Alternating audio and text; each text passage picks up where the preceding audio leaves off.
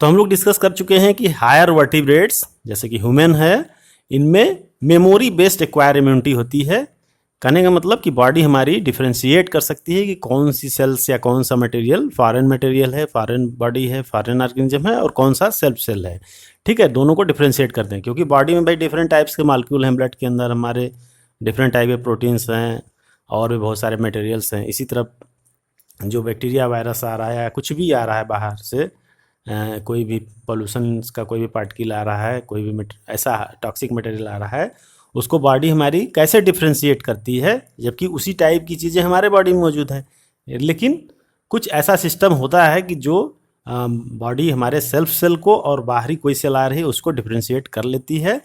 हालांकि इसको बहुत क्लियरली नहीं अंडरस्टूड हो सका है कि ये क्यों होता है, तो लेकिन बॉडी के अंदर हमारे ये कैपेबिलिटी होती है।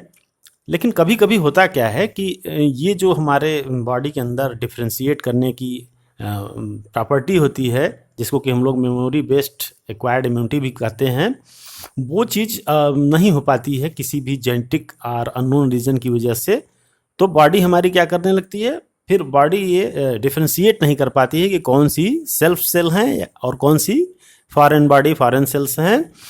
और हमारे बॉडी के खुद की सेल्स को हमारी बॉडी फॉरेन मटेरियल की तरह बिहेव करने लगती है, फॉरेन मटेरियल की तरह काउंटर अटैक करने लगती है, उस पर रिस्पॉन्ड करने लगती है, जिसकी वजह से ये बॉडी के अंदर खुद का डैमेज होने लगता है। ऐसी ही डिजीज को ऑटो इम्यून डिजीज बोलते हैं। जैसे गृह युद्ध है, आप समझ लीजिए कि अपने ही लोगों को आप मार रहे हैं, आप समझ नहीं पा रहे हैं कि कौन बाहरी है, इंट्रूडर्स है, और कौन जो है हमारे देश का है, हमारे अंदर का आदमी, हमारा जो है कि सहयोगी है, हमारे लिए वो खतरा नहीं है। हम डिफ्रेंशिएट नहीं कर पा रहे हैं, हम एक कॉमनली सबको जो है कि वो इरेडिकेट कर रहे हैं।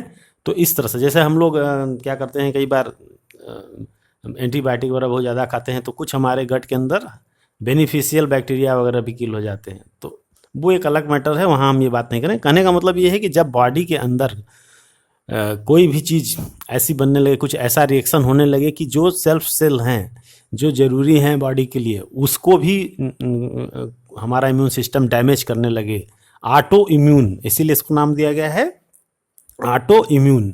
ऑटो का मतलब सेल्फ, इम्यून का मतलब इम्यूनिटी दिखावे बॉडी हमारी। तो अपने ही सेल्स के खिलाफ, अपने ही body cells, normal body cells के खिलाफ अगर हमारी बॉडी रिस्पॉन्ड करती है, इम्यूनिटी शो करने लगती है, उनको काउंटर अटैक करने लगती है, तब उसको हम लोग बोलते हैं ऑटो इम्यून डिजीज। हम लोग बहुत कॉमन एग्जांपल सुने होंगे, गठिया वात है ना, आम वात जिसको कि बोला जाता है, रूमेटॉइड अर्थराइटिस, उसमें भी ऐसा ही होता है कि कुछ चीज़ें जो हैं बॉडी हमारी इस तरह से बिहेव करती है कि कुछ सेल्स को वो डैमेज करना शुरू करती है, जिसका रिजल्ट क्या होता है कि वो जो हमारे जॉइंट्स हैं उनके अंदर इन्फ्लामेशन होने लगता है ना, और कुछ ऐसे सब्सटेंस प्रोड्यूस होते हैं जो वहाँ जॉइंट्स के अंदर जा कर के वहाँ की मेम्ब्रेन को डैमेज करने लगते हैं।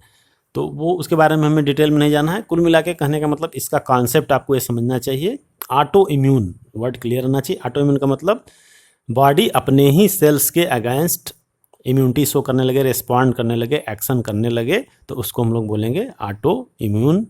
ऐसे डिजीज को हम लोग ऑटो इम्यून डिजीज बोलते हैं, और ऐसे इम्यूनिटी को बोलेंगे ऑटो इम्यूनिटी।